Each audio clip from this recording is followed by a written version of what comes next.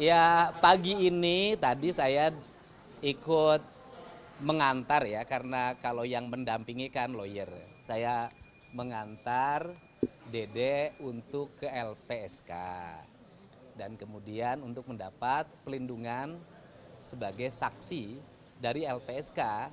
Dan sekarang mohon maaf, Dedenya harus difingit karena dia adalah saksi utama yang bisa memberikan keterangan yang bisa menyelamatkan 7 terpidana yang hari ini mendekam di penjara dengan vonis seumur hidup. Kemudian hari ini tim kuasa hukum juga kan sudah ada gelar di dalam, dan hari ini akan bertemu dengan saya memastikan, dan prinsipnya adalah surat pernyataan dari ya kan, pencabutan keterangan yang terdahulu dan pernyataan bahwa seluruh kesaksiannya itu dulu adalah palsu sudah disiapkan dan nanti akan diserahkan ke tim penyidik Bareskrim. Mau nanya apa lagi? Kang, agendanya ke LPSK itu ngapain Kang? Memang Dede dalam beberapa hari kebelakang ada ancaman. Gini, sampai hari ini tidak ada ancaman, tetapi kan bahwa dia saksi yang memiliki peran yang sangat penting dalam membuka tabir kasus saat ini, maka pencegahan dari berbagai kemungkinan kan harus dilakukan sejak dini. Karena ini menyangkut keselamatan, bukan hanya keselamatan Dede, tetapi keselamatan 7 terpidana lainnya. Terus kemudian yang berikutnya, sebenarnya apa yang dinyatakan oleh Dede itu bisa menjadi kunci bagi Pak Rudiana. Pak Rudiana kan hari ini sebenarnya dari sisi aspek personality dia, baik sebagai pribadi maupun sebagai anggota Polri, dia bisa ketika sudah melihat keterangan Dede seperti ini, semestinya Pak Rudiana mencari AF hari ini. Kemudian ke AF bertanya, kamu bener nggak sih dulu itu? Jangan-jangan kamu dulu itu membohongi saya. Sehingga seluruh proses ini bisa dibicarakan tidak saling menentang, tetapi saling berkomunikasi, kemudian saling berkumpul. Karena esensinya adalah Pak Rudiana dulu kan ingin melakukan investigasi, penyelidikan dan penyidikan untuk mencari siapa dari pelaku pembunuhan terhadap Eki dan Pina. Dan mungkin pada waktu itu Pak Rudiana mendapat keterangan dari AF, kan gitu loh. Sekarang ketika temannya AF mengatakan bahwa keterangan yang disampaikan AF dan Dede itu palsu, Pak Rudiana seharusnya hari ini bahagia. Kenapa Pak Rudiana harus bahagia? Karena Pak Rudiana mendapat petunjuk baru untuk mencari siapa pelaku yang dicurigai sebagai pembunuh dari anaknya dan Vina. Sehingga menurut saya hari ini bukan saling menentang antar lawyer. Yang harus dilakukan adalah antar lawyer berkumpul untuk sama-sama mencari kebenaran yang sesungguhnya.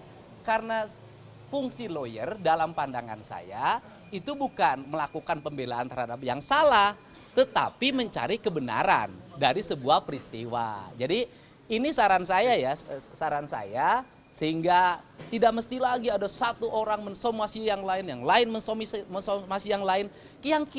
Yang kita cari ini adalah siapa pelaku pembunuh Eki dan Pina. Kalau yang kita cari adalah siapa pelaku pembunuh Eki dan Pina, dan ternyata hari ini keterangan dari Dede menyatakan kesaksiannya dulu palsu, maka kalau kesaksian Dede palsu, maka kesaksian AF pun pasti diduga palsu. Karena kesaksian Dede dan AF diduga palsu, apalagi Liga Akbar sudah mencabut, maka 3 saksi kunci dari peristiwa tersebut menurut saya sudah diragukan kebenaran kesaksiannya. Untuk itu, andai kata pembunuhan, berarti kan ada yang lain, andai kata. Kalau ada yang lain, maka Pak Rudiana hari ini harus kooperatif untuk berkomunikasi, duduk bareng, yuk kita cari sama-sama apa yang terjadi, peristiwa yang dialami oleh Eki dan Pina. Walaupun vonisnya sudah berkekuatan hukum tetap. Ini cara, karena dalam diri Pak Rudiana itu melekat sebagai anggota Polri. Yang di situ ada fungsi melayani, mengayomi, dan melindungi. Siapa yang harus diayomi dan dilindungi adalah warga, termasuk di dalamnya Dede. Nah kan kalau orang jujur ya harus disambut dengan baik. Karena ini fungsi-fungsi yang harus dijalankan sebagai anggota Polri, sebagai bayangkari negara. Nah ini yang fungsi itu. Nah, penilaian Akang terkait respon Rudiana yang justru somasi. ya saya tidak mau merespon apa yang disampaikan karena itu hak beliau untuk menyampaikan. Cuman saya menegaskan di sini, saya itu hari ini bukan lawyer yang membela siapapun. Saya ini adalah orang sebagai warga masyarakat biasa yang tidak memiliki kapasitas sebagai wartawan, tidak punya kapasitas sebagai penyidik, dan tidak punya kapasitas sebagai anggota legislatif karena saya sudah mengundurkan diri. Nah, kapasitas saya hari ini adalah sebagai warga masyarakat yang dianggap ditokohkan mungkin di Jawa Barat untuk menyajikan data dan fakta pada siapapun. Pada lawyer, pada keluarga korban, pada keluarga terpidana, pada jajaran kepolisian. Ini ada fakta-fakta yang saya temukan. Yuk kita rembukan bareng-bareng, kita cari duduk persoalan yang sebenarnya sehingga kasus ini bisa menemukan jalan yang benar, bukan jalan yang sesat.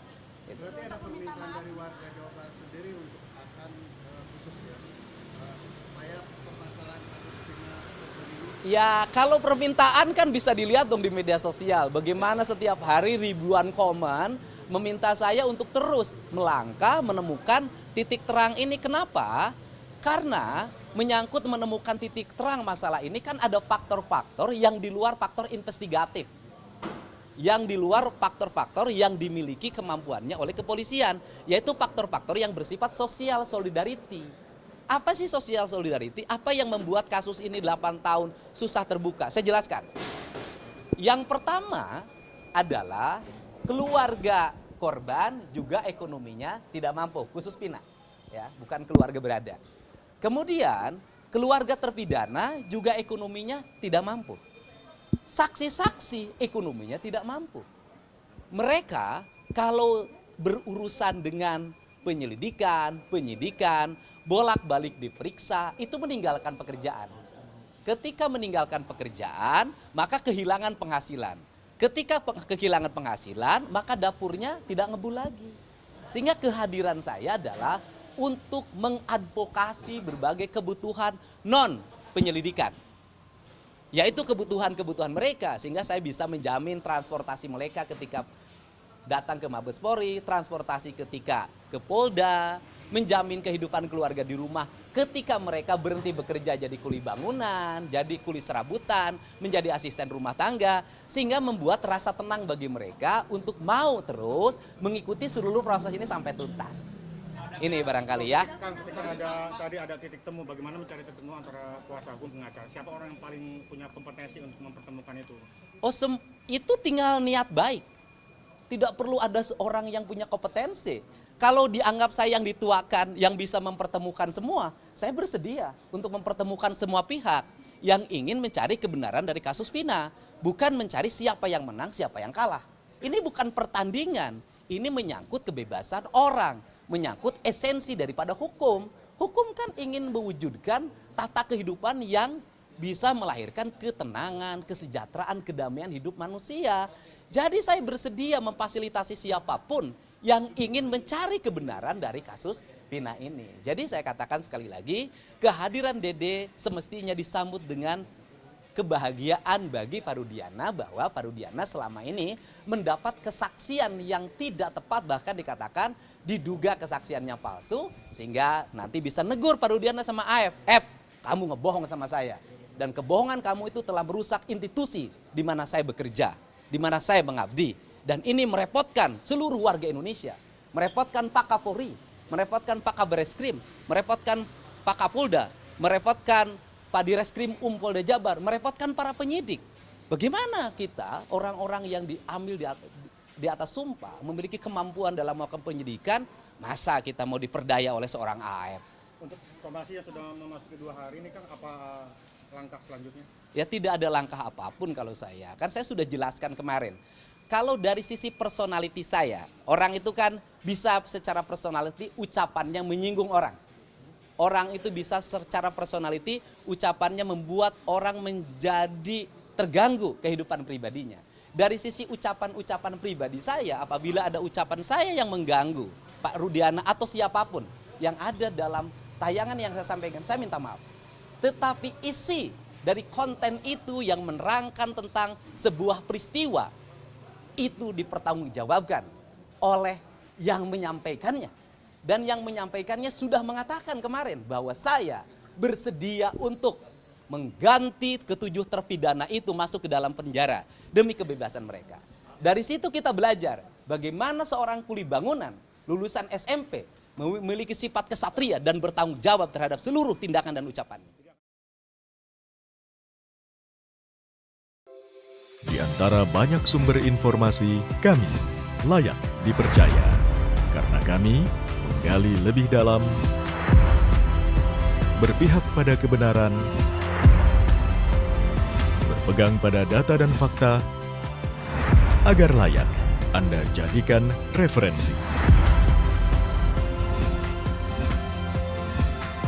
Kompas TV, independen, terpercaya.